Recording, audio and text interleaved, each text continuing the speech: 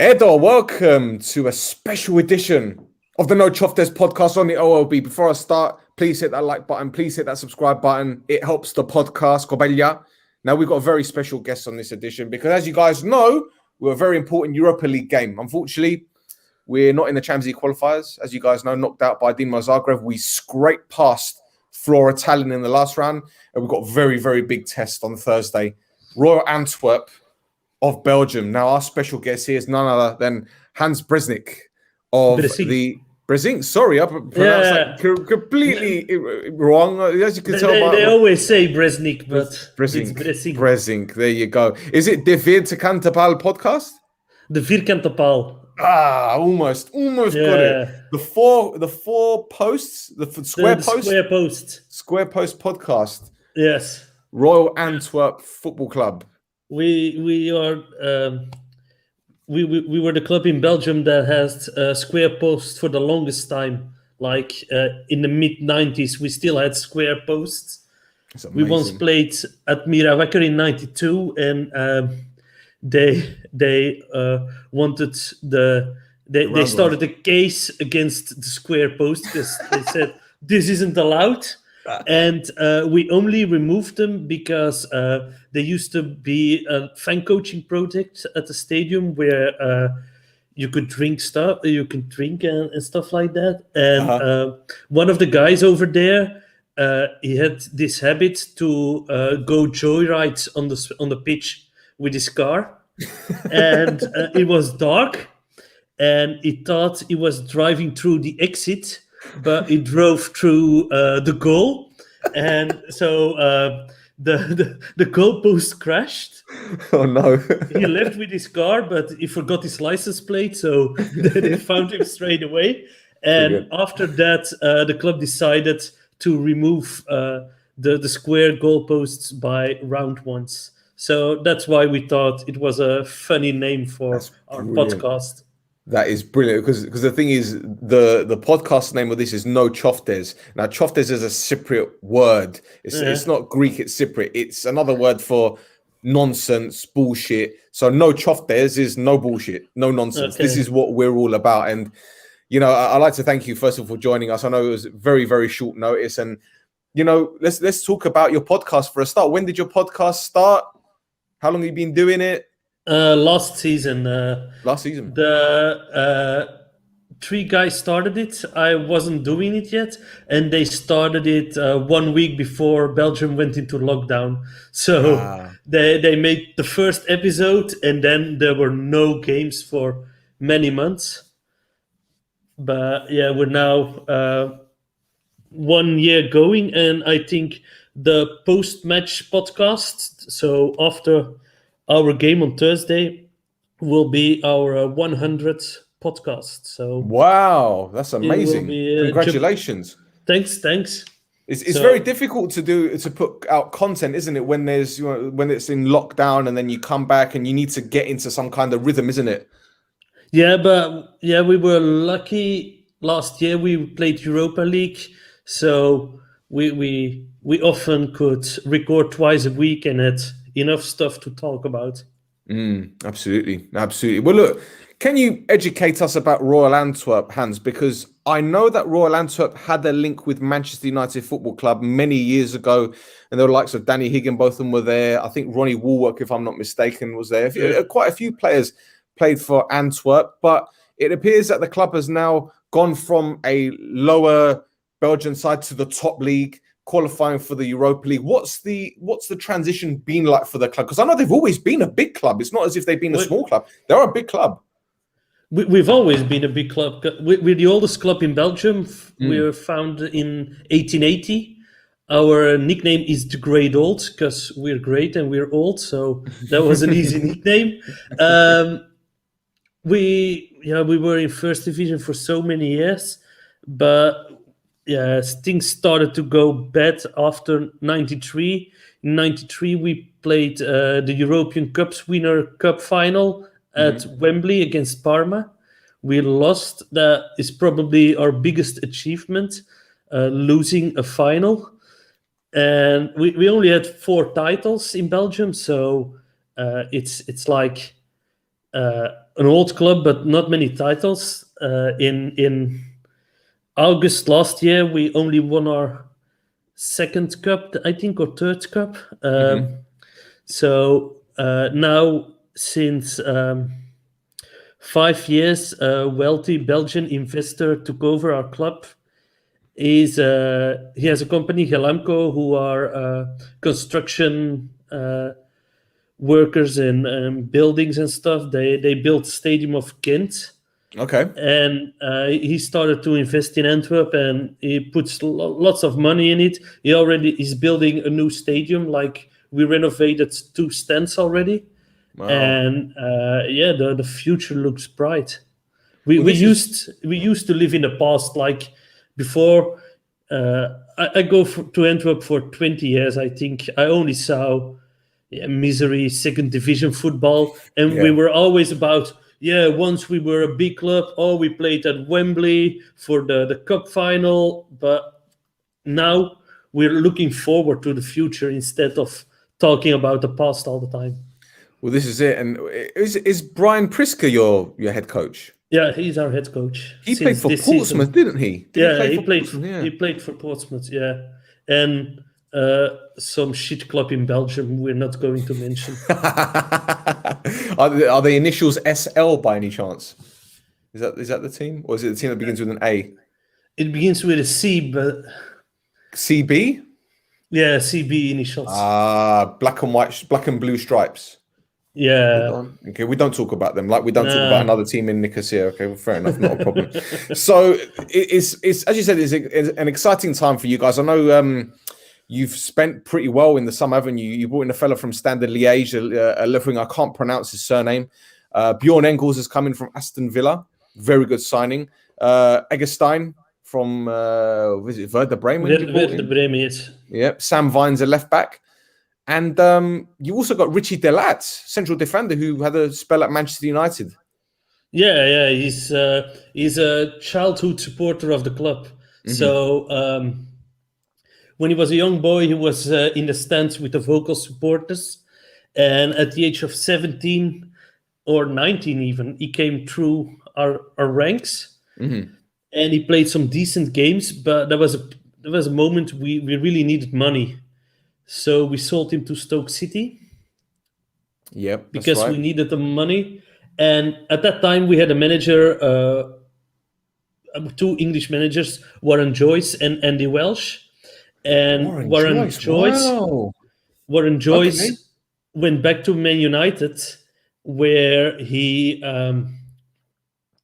said to Sir Alex Ferguson, like, there's a kid somewhere here in England playing at Stoke. We should buy him. And that's how he got to Man United. And he had a big career in England. He became champion with Leicester as well. That's right. So, and now he was already back 3 seasons ago for a half a year because he wanted to come to the club of his heart. And now he's back again, and he's so happy. Funny story about him: when we played our championship game 5 seasons ago, he was playing in England, but he was kind of injured, and he arranged with his club he could come to Belgium for 24 hours. So he arrived a few hours before the game. It was an away game, so he arranged tickets in the away end, like. He called some of the supporters, "Can I get a ticket?" And they were like, "Yeah, of course, you're Richie Delat." And he was in the away end, and the next morning, I think 8 or something, he had to fly back to England to get back to the club. So that's how dedicated he is to Royal Antwerp, and that's great to have somebody like him in your team. Oh, 100%. You need players like that, players with heart, players that understand the club's philosophy and the club's history. So tell me, what should we expect from your side in terms of a tactical system? Because you guys made a massive announcement the other day. Nainggolan's signed from Inter Milan. I'm not sure if he will go straight into the starting lineup, but let's just say he doesn't. Let's just say he doesn't play. What system are we to be expecting from you guys? Yeah, we're still, because we have a new manager, it's still a bit wondering what system we'll play, and our main striker is injured. So you're lucky because he scored Scored 5 5 the other week, goals didn't he? Yeah, in one game. against Standard de Liège, so he was in form of his life. But mostly we start in a 4-3-3 or 4-2-3-1. It depends a bit. It's just a format, and it depends the roles of the players. But probably we'll start in a 4-3-3. Okay. And in terms of dangerous players, you mentioned the striker. Was it Fry? Was it Fry? Fry, yes. Swiss international, is he? Is he Swiss Yeah, international? sometimes international. He wasn't at the European Championship with Swiss. No. So who are the players that we should be looking out for? Do you reckon the danger men, so to speak? Yeah, the guy I already love now, Victor Fischer, the former Ajax player. Winger? He isn't Left winger? a winger, yeah, but he isn't allowed to play against you guys because he already played a European game with FC Copenhagen. Ah, okay. So, Right. I think the danger now has to come from, Eggestein is probably going to start up front, and I expect Balikwisha, the one from Standard you couldn't pronounce, and Sorry. no problem. I only trained on it for our podcast, so I wouldn't say something. Is he Belgian? He's Belgian, yeah. Belgian, yeah. And on the other side, probably either Benson or Miyoshi is going to start. I'd say normally Miyoshi, but he was at the Olympics with Japan. Wow. So he's only back for a week and a half or something like that. But last Friday, he already played 20 minutes, I think. So it should he be might start. Yeah. So are you a team that likes to move the ball quickly? Do you like to dictate the tempo? Is there a specific style that we should expect? Because it's going to be quite hot in Cyprus. Yeah. So I think the weather will dictate our play. No, I don't know yet because it's so difficult to say because we're still building to something. We don't have a clear style. We know Prisco wants to play a high pressing game, steal the ball high on the field, move it forward. But it's a work in progress at the moment. Well, I know you've had 4 league games, haven't you? Yes. 1 win, 2 defeats, and a draw. Not the ideal start to the season for you guys. But at the end of the day, it's still early days, isn't it? You're still getting used to the manager's style of play. You're still getting used to the system. But without Fry, I guess you're kind of handicapped a little bit because he's your main guy. As you mentioned, he scored 5 goals in 1 game. Yeah, he's a big target man, and Eggestein is more like a footballing player. Like he likes to touch the ball, get the ball moving. So I'm not sure yet what it will be because he only played like 45 minutes for us. He started in the second half against Charleroi on Friday because of Fry's injury. Understood. Well, let's talk about this guy then. And Andreas has asked, what about Nainggolan? What are we to expect from this player? Because I've got a friend who hosts an Inter Milan podcast, and he said, Nainggolan loves a party, he loves to drink, he loves women, and Cyprus is great for that, especially if you go to Limassol. I don't think he'll be going there. But is he coming to Antwerp to earn a final paycheck, or is he serious about winning the title with you guys? He's coming back home, isn't he? So he's from Antwerp. Apparently his medical tests were really good. Like they thought the testing system was broken. So somebody else had to try it because they wouldn't believe the results were that good.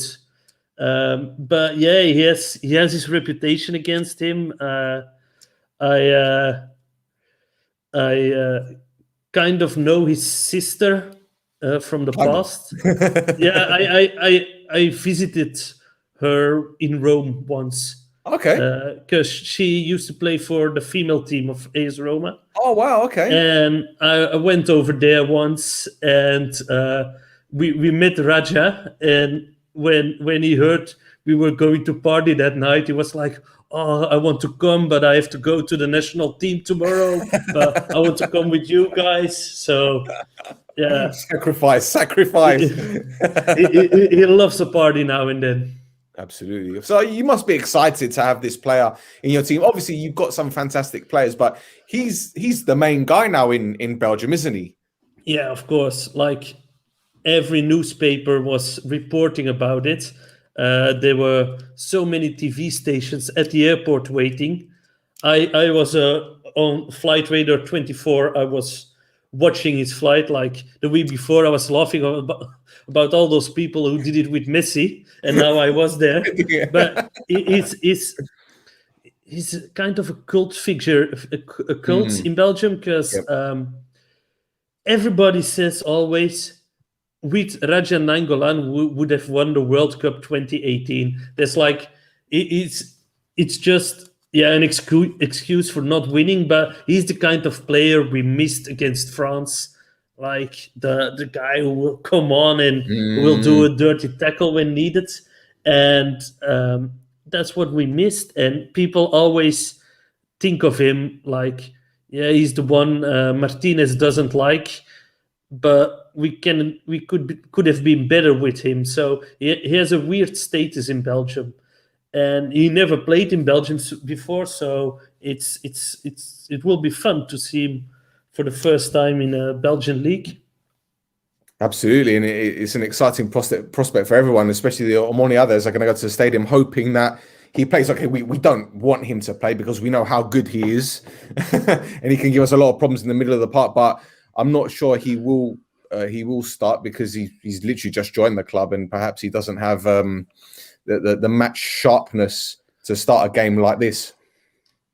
Yeah, I'm also not sure he'll start. I'm sure he'll get some minutes, but I'm not sure he'll start because, But the problem is that the guy who's playing where we suppose he'll be playing, Gerkes, isn't having the best few games at the moment.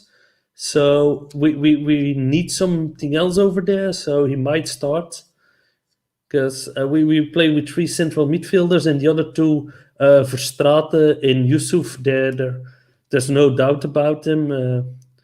Yusuf is also a new player, but he keeps on running. His nickname he comes from Sweden, and they called him over there Kante. Like he's a player like N'Golo Kante. Right. So he keeps on running and he's everywhere all the time.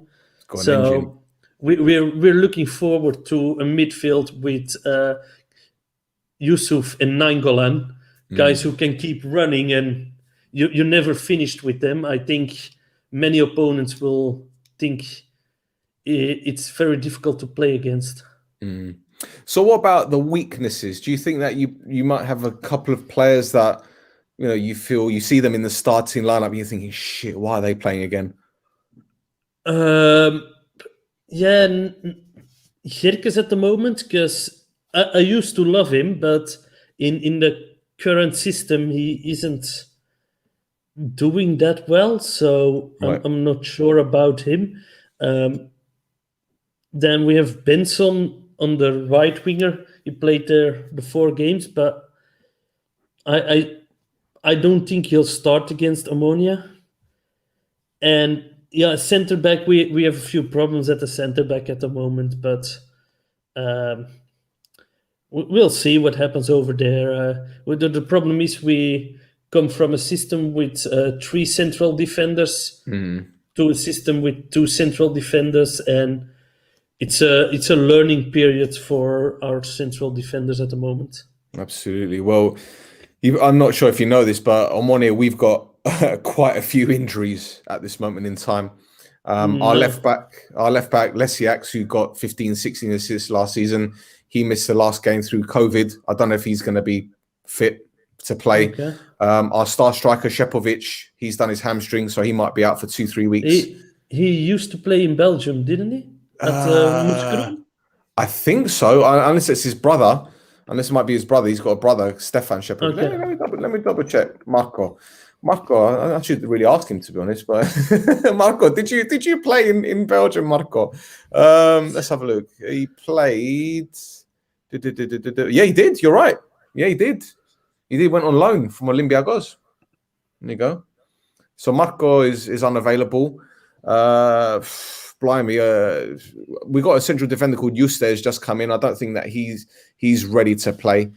So Botiak, one of our forwards, he's done his I think it's his ankle or his knee, so he's out for 6 weeks. So we've got quite a few injury problems at this moment in time. But today we've announced a signing of Zachariou. That's a very promising youngster. Bashiru came in from Nottingham Forest, a central midfielder. He came in a couple of days ago, so I don't think he's going to play. So we're a bit upbeat, but again, this is going to be a very, very difficult game, and we're fairly new to the European environment, Hans. You know, last season was the first time we qualified for the group stages of any European competition. Same for us. For you last season, yeah? Yeah, because before we played European, we went into a final, but that wasn't before the group stages, so it was only knockout at that time. So you only had to win 5 games to get into the final. So yeah, it's going to be an interesting tie, must admit. I really don't know what to expect from you guys, because from what I understand, you guys play the ball really, really well. You've got a lot of pace in that team, and that will affect us. I think it gives us problems. Yeah, that's the idea, to have a lot of pace in the team and high pressing, but you never know how pacey the players will be with 40 degrees. Yeah, true. But the thing is, we said that about Flora, and second half they started off the first half pretty slow, but the second half they came at us quite a bit, and it didn't make a difference to them. I don't know whether it's because they're kind of used to playing in that heat, because it does get quite warm in Estonia, especially this time of year. But then again, you guys have got quite a lot of experienced players, and I'm sure that your stamina levels are probably better than ours. The fitness is there because you guys have played more games this season. Our league season hasn't started yet, so we've played. No, it starts this weekend. So we've played. Are you playing this weekend?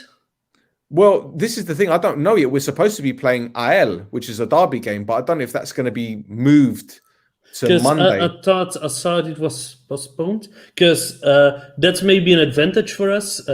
We are supposed to play Genk this weekend, but our game is moved to another time, so we can concentrate on the European qualifying games. And we don't have a Belgian game in between. Yeah, well, the thing is that the fixtures in Cyprus are, I wouldn't say they're strange. They're very different to the rest of Europe, because they announce the dates and the times, and then they change the times because of the weather. So you literally find out a couple of days beforehand. Okay. We're meant to be playing AL this weekend, but that's not going to happen as far as I'm aware. I don't know if the guys in the chat can confirm this. If we're supposed to, I thought it said postponed, because I was looking into going to Nicosia to watch the game, try to get into the ground. As last year I did it to Ludogorets, and I was successful over there. So I was going to try my luck again, but after all, I didn't do it with COVID regulations and stuff like that. Yeah. But I had a look at the fixtures, and I think I saw the game was postponed. Yeah, it's postponed. There you go. Yanni has told us it's postponed. So, yeah, our season probably won't kick off until 11th of September. Okay. Probably knowing us at this moment in time. I really can't put my finger on it. It's strange. So, I mean, this season we played Flora twice. We played Dinamo Zagreb twice. And we played the Super Cup against Anorthos in a friendly at the beginning. So that's 5 competitive games so far for us. Whereas that's more than us. We had only 4. You've had 4 league. Oh yeah, because you've just started now, haven't you? Yeah, that's right. Yeah. True. So again, so it's pretty much level playing field. So let's have a look. So a few questions. How big is Frey's loss on these matches? How big a loss do you think he's going to be to you guys? Yeah, I think it will be a big loss because Eggestein is a totally different kind of striker. And, a striker who scored 5 goals in one game, he's high spirit. He can do everything for a few weeks. So I think we'll miss his presence. His presence, that was the word I was looking for. Yeah. What's the word in Flemish? Is it Flemish or this? Yeah, Flemish. Aanwezigheid probably. I don't know. I'm not sure. Yeah, that's all right. No problem. Next question. So what do your fans think about Omonoia? Do you know much about our club going into this game? Is this something you guys kind of research for your podcast, I guess? No, because I was on holiday in the weekend, so I didn't do the podcast before the game. Honestly, we don't know too much about Omonoia. I don't. We know Cyprus football because there are often Belgian players who go to Cyprus, and last few years there were lots of Belgian clubs who had to play against clubs from Cyprus in European games. So, but I have to be honest, it isn't actually a league I really follow, and apart from the striker of what was his name again? Shepovic. Yep. I didn't really know anyone, but our assistant trainer, he probably knows you because he's Anders Nielsen.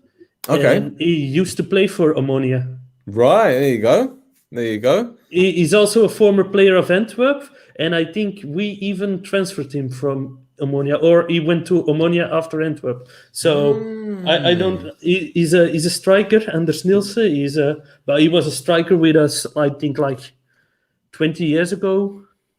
But he used to play for Omonoia. We had Gunther Thibault as well, who, as you know, we spoke about Gunther earlier. We interviewed him on the podcast. Lovely guy. And Steve Vreven. Stan Vreven, yeah. He was the Indian, with the long hair. And that's right, yeah. He likes to dress as a Native American. Fantastic. Brilliant. Absolutely brilliant. Let's have a look. What's this question? They think they're the big favorites, or are they afraid of us? I think what he's basically asking is, do you guys believe that you are the favorites in this game, and do you see us as like a threat to you guys? Well, the thing is, I can't. I don't know anything about your football, so. But if you have a look, like budget-wise at Transfermarkt and stuff like that, I think we should be the favorite, and in 2 games at least we should be the favorite. But the thing is, with those knockout games, you never know. Everything can happen. So I'm not going to say we're going to smash you guys, and then in 2 weeks you'll all be what a loser. I don't expect that to be on his hands, because the thing is, what I found. I mean, I spoke to some guys that know about Estonian football, and they practically said the same thing as you, in the sense that they don't know too much about Omonoia. And for me, this is great because you get to find out more about other clubs. Like today, I didn't know much about Antwerp until you came on. You told me some incredible things. And I didn't know anything about Flora Tallinn until I did the preview with the guys from the Estonian football podcast. And the same about Dinamo Zagreb, when I had the former Hajduk Split assistant coach. So you're getting a football education at the same time. And it's absolutely fantastic. But can I ask, to have an idea, what system do you guys play in? Well, it depends. The last European games we've played, there's been a 4-4-2. Okay. And we've been getting men behind the ball and trying to hit our opponents on the counter attack. We relied a lot on our fullbacks, Lesiak's on the left-hand side, who, as I said, might be out due to COVID. And Shehu, the right fullback, who's a Nigerian international. He likes to get forward. Our two central midfielders are probably going to be Mix Discarud. I don't know if you've heard of him, an American central midfielder. He was at New York City FC a few years ago. I remember his name when I looked into your team. Yeah. And Jordi Gomez, who was at Wigan, Swansea City, won the FA Cup with Wigan. Okay. Spanish midfielder. He's our captain. Well, along with Gusolo, but Gusolo is injured at the moment. We usually go with a 4-2-3-1 when we're attacking. We've got a left winger called Johnny's, very young, 20 years old, very good prospect. Loizu is another one, 18 years old, 18, 19. Another good prospect. But as I said, Shepovic is our main striker. He's injured. We have Mikhail Duris, who was with the Slovakian national team at the Euros. Okay. Thomas Hubachan is a name you might know of. He was with the Slovakian national team at the Euros as well. Won the UEFA Cup with Zenit St. Petersburg a few years ago. Our goalkeeper won MVP last season. Fabiano, Brazilian goalkeeper. He had to spell at Porto. I think he won the league there. We got Adam Lang, central defender from Hungary, played at the Euros. He didn't start, but he was at the Euros. So we've got a talented group. And I think, Hans, our players, they're like a family. And they get on really well off the pitch. They look after each other. The team bond is there. And that's very important to have. There aren't any egos in the squad. And I think that's the one thing that separates our club from the rest of the teams in Cyprus. Because, they do have their own bonds, but it's nothing like us. It's nothing like our team. You know, we won the league last season for the first time in 10, 11 years. And the streets were full of Omonoia fans. Even though there was a lockdown, there was 10,000, 20,000 fans in the streets, 10, 15,000 fans at the training ground. It was a carnival atmosphere. And you probably won't get that at many clubs in Cyprus. I think only one. Well, actually two, to be fair, but I'm not going to talk about them. So it's going to be a very interesting match for us, interesting games for you guys. And I think with us, we're guaranteed, I think you guys are all guaranteed at least the Conference League. So if either of us get knocked out, we're guaranteed the Conference League. But for us, it's a big deal because that'll be the second time we've ever got into a group stage. Same with you guys, but you're a bigger club. You want to be playing Champions League football, which is probably why you brought in Nangalan and the way you've spent so aggressively this summer. Yeah, the thing is, our chairman, he wants to play for the title one day. Well, one day. Between this and 3 seasons, I think. So he's investing a lot. Like we're also in a transition. Until last season, we had a sportive director called Luciano Donofrio. He's very he's in the football world already a very long time. He knows the ins and the outs. He isn't he's done in the past some stuff that isn't always very legal, but he was really the ancient kind of deal maker. He had a book with contacts, and he called them to find players. And we often hired players for 1 season or old players. And now we're like moving to a club who wants to try to use data scouting, getting younger players who we can sell later on. So the club is, so something like that. But it's normal because we get Brian Priskinen. He was the manager of Midtjylland. If there's one club in the world who's famous for data scouting, it's them. So you're not going to get their trainer if you don't want to do anything with this philosophy. So we're evolving as a club, and the idea is to get in the Champions League sooner than later, yes. Yeah. And you know, there are some big similarities between us and your team in the sense that, granted, we don't have the budget that you have, but the background that Omonoia has changed. You know, there's talks about improving the training facilities, talk about maybe upgrading it by 5 million euros, making it better. You know, strength and conditioning team, statistics, analytics, everything is part of the game now. You know, players have the GPS system on them. And this is brand new to Cyprus, really. Granted, other clubs are doing it as well, but Omonoia are doing things the right way. And I guess Antwerp's social media team is also working hard on getting more fans. Yeah, I think you have to as club, and they're making big steps in some areas, and it's I'm happy to look forward to it. Although they can't lose eye at the essence of the club, the heart of the club, which are the supporters. And last few years, that's sometimes a bit mixed. We have mixed feelings about it. Like same with us, we've got fans that formed the breakaway club because they did like it's so many similarities. See, it's great to do these podcasts because you can find out more. And true. So many parallels. Yeah, it's true. So yeah, we'll see. I'm happy how things go. Normally, the return game will be our first home game where total capacity is allowed by the rules of the Belgian government. So we're all looking forward to that game. We're not sure because there might still be a penalty by UEFA because of some misbehavior after a game against AZ. We had to play. We had to play with a reduced capacity of 5,000 people and put a flag on that stand. Wow! So during COVID times, we played with a reduced capacity of nobody, and we put a flag on the stand. But nobody really knows what UEFA thinks about it. Like, yeah. It's incredible. Last season we had, I think the AEL game, we had fans in the stadium. AEK, we had fans in the stadium. 2 league home games, I think we had in fans in the stadium, if I'm not mistaken. AEK and AEL. I think those are the 2 games we had fans at home. And then afterwards, it was no fans until the last home game of the season when we won the title, and then the government started letting fans back in the stadiums.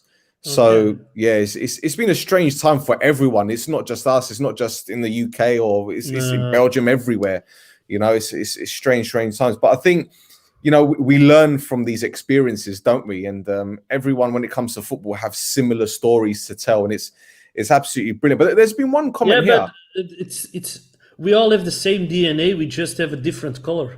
Yeah, that's Absolutely. There's a comment here. There was a link up between Antwerp and Apollon, apparently, which is a club in Limassol, through the agencies at Zahavi, and Girzi is the president of Apollon, and Pini Zahavi is obviously the agent. Is that true? Do you remember anything like that? That's the first thing I hear about it. I know Zahavi, he used to have a link with Moeskroen.